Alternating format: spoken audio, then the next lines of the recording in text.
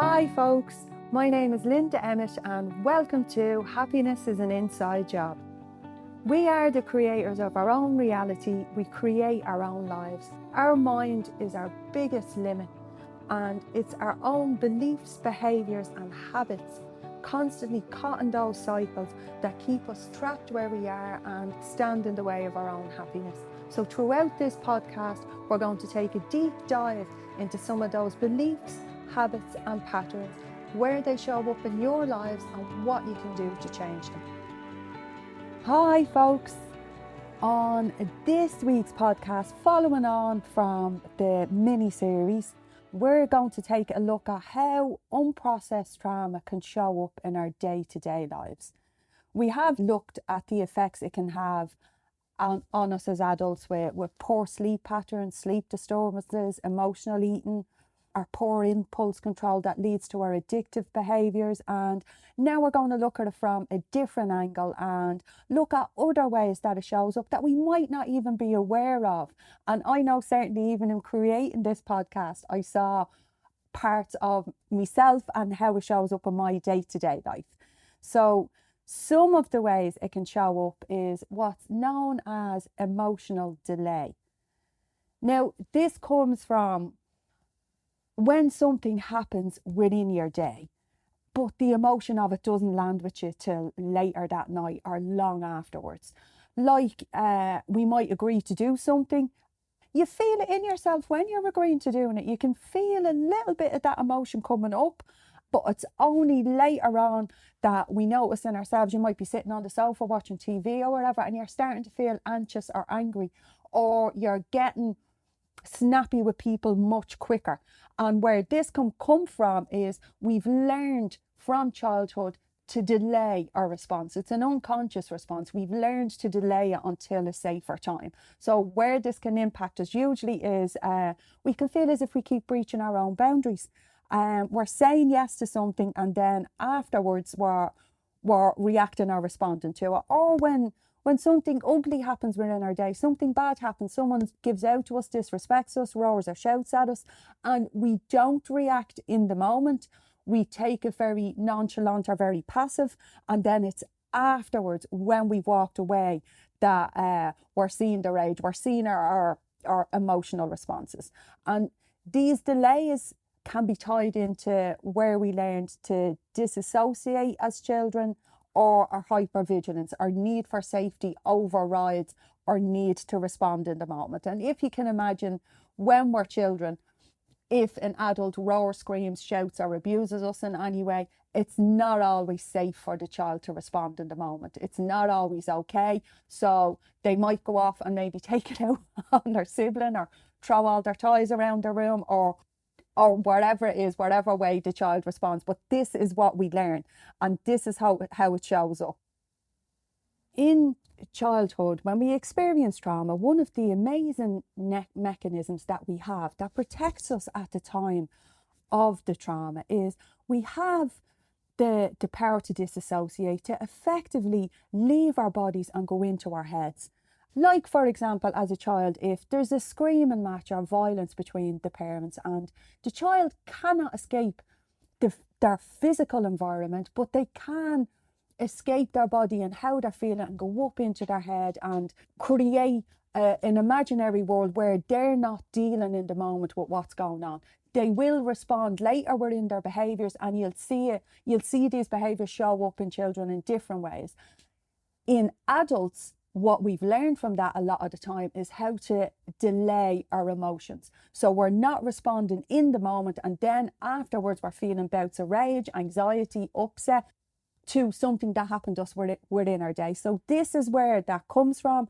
And I know certainly that's something that I've been actively working on with myself, because it's something that I often do. I don't react in the moment, and that has caused me to breach my own boundaries a number of times, saying yes when I wanted to say no, agreeing to do things that I was uncomfortable with, and then afterwards being angry and internalizing and taking it out on myself. So it's something that I've had to work hard on over the past few years, but this is certainly where it comes from. Another thing Or another way that it shows up in our days is when we find ourselves, we're the kind of person that's always rushing nowhere fast, literally living in a state of emergency. Every single task that you get just becomes a CIA mission. And then when you complete that, you're running to the next thing and the next thing. You're always busy and feel like you never have time to relax. You're never in your body, you're never present. Your mind is constantly thinking of the next thing that you must do. Where this can come from within our childhood is shame. We learn to run away from our emotions so as we don't have to feel them. And shame is the lowest on the totem pole, and it's one of the most difficult emotions for us to manage. So shame makes us rush away from it, want to move away from it, because we literally never learned to feel our emotions and be okay with our emotions. So that's one of the reasons that shows up. Another reason it can show up is because we're really fearful of making a wrong step. So we're constantly going, doing to not feel that feeling. Running away basically from the possibility of making a mistake, because that wasn't okay when we were a child. People were possibly hard on us, or how we felt as a child when we made a mistake, and we have a fear of that. So we constantly keep moving, keep going, trying to get our value in the things that we're doing as opposed to who we are. And another way that this can show up, it can show up within imposter syndrome. That's another one that constantly keeps us rushing around fast, and again comes from these issues within our childhood, and we constantly feel like a fraud. We're always waiting on that tap on the shoulder for someone to say, you need to leave, you don't belong in this arena, this group, this course, this place, this work. We're waiting on that to happen to us, and that causes us to rush because we're afraid if we stop we'll get that tap on the shoulder. And it's fascinating when you look into it and when you're working with it, how they show up, as I say, in your adult lives. I know certainly, again, I think I've struggled with most of these, but imposter syndrome, I think when you're running your own business, shows up hugely. But in anything new that you're doing, when you do a new course and you're sitting in the room and you feel like everyone else is far more educated than you or has far more experience, and you're feeling like a fraud sitting there, a lot of this comes from, as I say, our childhood experiences. What we need to do here is see the reality of now. Like, realistically, if you're not rushing around and running around and trying to get absolutely everything done constantly, what will happen? Will the sky fall down? How much of the priorities on your list are real priorities, or are they things creating to stay ahead of your own emotions? Great ways of working with this are, again, through learning to slow your body down. Our body is where we feel our emotions. As I've mentioned, our brain has absolutely no pain receptors whatsoever. We feel all our emotions within our body through the different sensations we feel, and we can often become afraid of them if we've been shamed or in fearful places when we were children. So learning to slow down and get back into your own body, feel your own body's experiences, presencing again with the likes of meditation, yoga. These day-to-day practices are hugely helpful for working with this particular one, the rushing around, running around fast, because what it does lead to is a massive amount of burnout, emotional, physical and mental exhaustion. And then we can become depressed, because if we're getting our value in everything we do, when we're burnt out, we haven't the capabilities to do these things, and this can make us feel very, very low, and we can get caught in a cycle of that. The only time it's okay for you to stop is when you're sick. So subconsciously we can start driving that just to get a break from running our system as fast as we are. So getting into the likes of our meditations, our yogas, feeling back into our body, even dancing, all of these raise the issues in the tissues and are powerful for working with the need to run around. Another thing that can show up in our day-to-day lives is being tired. Feeling tired can be a huge trigger. I know for a long time I hated when I felt tired or exhausted, really hated it. And for me, it's because it was a reminder of depression. When I felt tired and exhausted, that might mean I'd have to go to bed during the day. And for me, this was something that just wasn't allowed because I had huge fears around it. I thought going to bed during the day or sitting in your dressing gown or things like that meant you were getting depressed. And when you feel tired or exhausted, your system is depleted, your system is more vulnerable, you are feeling slightly more down because your body is tired. So this can trigger unwanted emotions or feelings within our system. So we just do not like to be tired. Another reason this can show up is if when we were younger that bed was not a safe space to be, tiredness just wasn't allowed. If it could be even, if when you went to bed, that's when all the arguments started. That's when you had to lay there and listen. You couldn't leave your bed because you were told to go to bed, and you could hear a huge amount of things kicking off downstairs and you couldn't leave the space you were in. That can also trigger you now when you're feeling tired. It's just safe isn't it, or bed isn't a safe space for you to be. So there's a number of different reasons that these show up, and it's hugely beneficial to you to look back when you see a pattern. If you hear me talking and you see a pattern showing up in your own life, look back at when you were younger, what was going on, what potentially are the triggers, because you are the expert in your own life. You know what's causing these. You have it all stored subconsciously. We're just not consciously aware of it. And believe me, when you ask the questions, your mind will answer. You won't always see it straight away, but it serves you. It gives you the answers. Another one that we might all know is the chameleon. And again, I think, we all have a level of people pleasing. It depends on how much of a coping or protective mechanism it is in our life, where, and you'll see this in many different ways. It's not having the ability to say no, always trying to please, relentlessly doing, or it can also be where you keep your groups very separate. You don't mix different parts of your life. You keep your work groups in one area, you keep your friends in another area, you keep your family in another area, and you do not mix your groups at all. And a lot of why this happens is because you're showing up differently to each different group, and you've a fear around all of these groups meeting and people deeply knowing all of you or who you really are. Because at points in your life, it was not okay for you to be all of you and show up as who you really are. It can come from having to hide in your childhood when you were very young, having to hide parts of your things, your shadow self, hiding, wanting, maybe, can be different reasons like scarcity, not wanting to be seen or people to know how hard up the family was, not wanting people to know where you lived, how well educated you were, many different reasons. And we all know in our own lives, but it's, if you notice in your adult life that you're keeping all your groups separate, it is a bit of that chameleon accent going on. And another place it can come from is in a home that's filled with shame or having to take sides, feeling like you have to be on one side of the fence or the other. And this can happen hugely.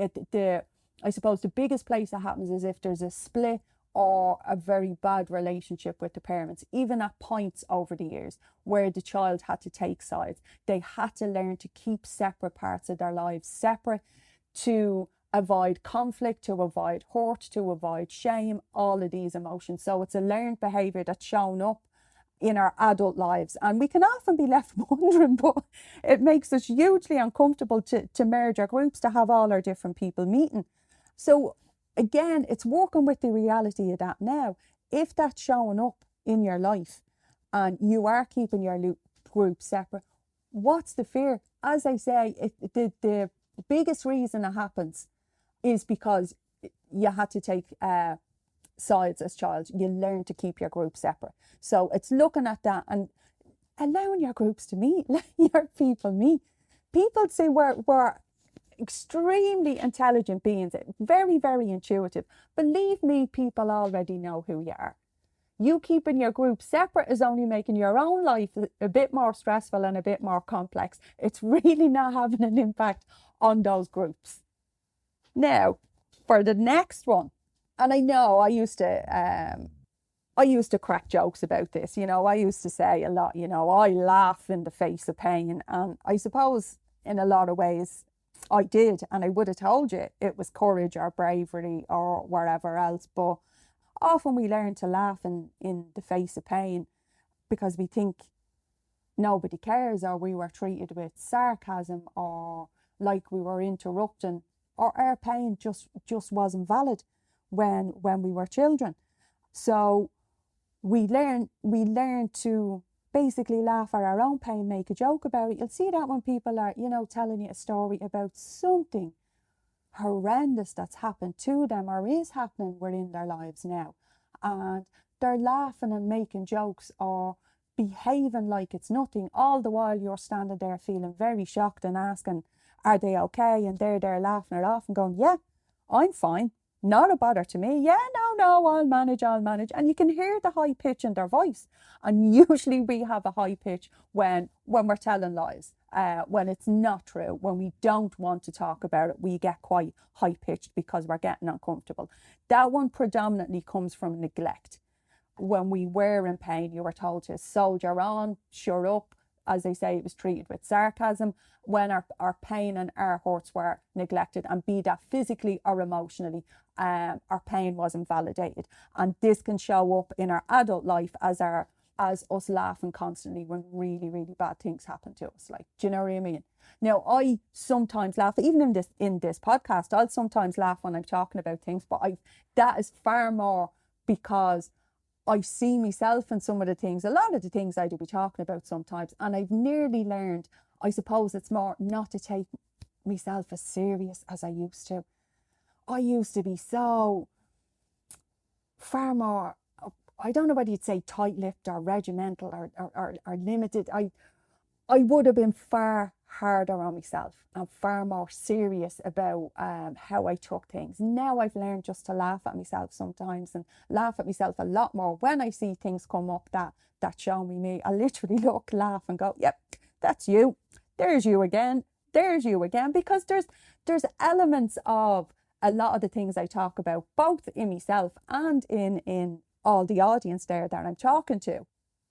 The next one that comes up, and I think we all know one of these, and I think this one bugs me a little with society, because I feel we're very much trained not to really show our emotions in public, not to cry. It's not okay to cry. And this one is the tearjerker.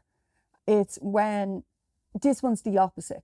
This one is when you never, ever, ever cry.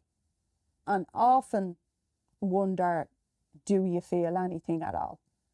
Have you any feelings? Why do you not get upset over things other people get upset over? Why are you not bawling your eyeballs out watching that movie or hearing that story or seeing that happen to whoever it is, that child, that wherever else, when you hear those harrowing stories? And what we've learned there is, again, to dissociate. At a point in our lives, sometimes something so profound happens that the safety mechanism and the protective mechanism for our survival is to completely disassociate from that emotion, from that deep, deep sadness.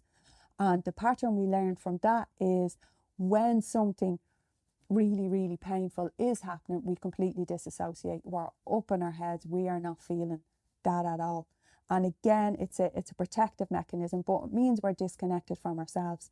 We're disconnected from our feelings. We're disconnected from our understanding. And we often feel quite removed from people, from situations and things like that.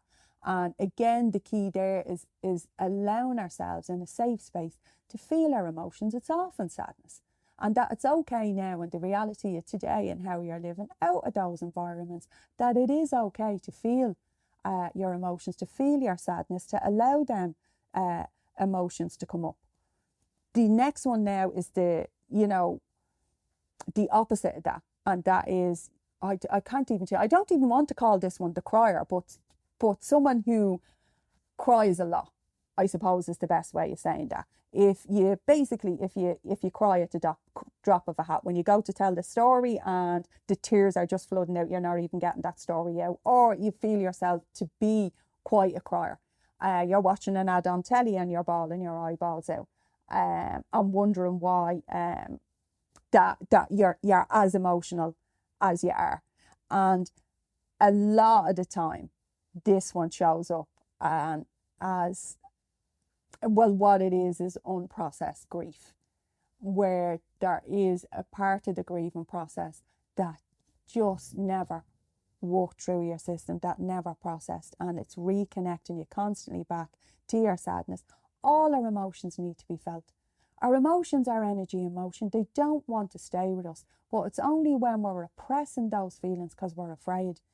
Like, I remember in the past often being afraid to cry because you'd feel that from the pit of your stomach, that wave of emotion coming up, and you get that fear of, if I start, I won't stop. And that, a lot of the time, it's the fear of that can stop us crying, stop us relieving and releasing that emotion. So if for you it's you find that you are very emotional, that you're crying a lot, it's generally unprocessed grief. So it's looking at the points in your life where you ask your mind will give you the answers. It's there, and releasing that in a safe space, even if it's writing a letter, lighting a candle, giving yourself some closure, just letting that come up, reconnecting with the songs that remind you of that time, that place. All of that allows you in a safe space to start releasing out and letting go of some of that emotion.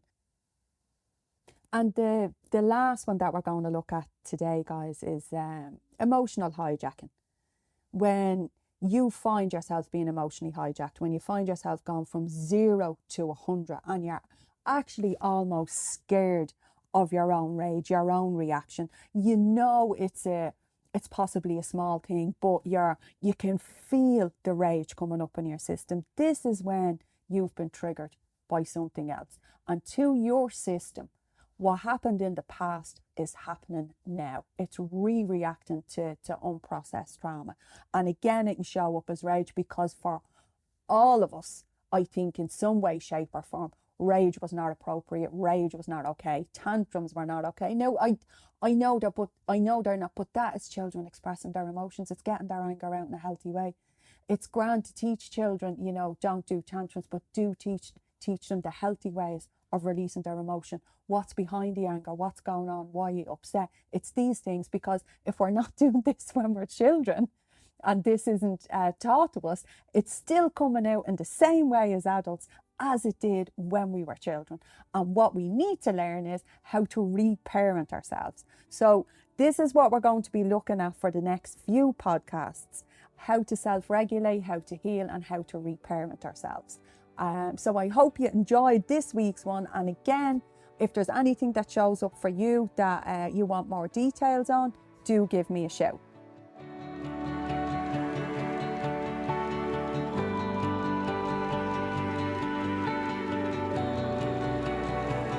So that's it for me for this week, guys. I hope you really enjoyed it and got some fabulous takeaways. And as always, I invite you to connect in with me across social media, or check me out on my website, www.yourgifttoyou.com, or email me, linda@yourgifttoyou.com, guys, because I'd love to hear from you, and any topics you'd like for us to talk about, or any more learnings that you want. And please remember, give me those reviews, because it keeps the podcast getting out there to more people. So chat to you very soon, guys. Bye bye.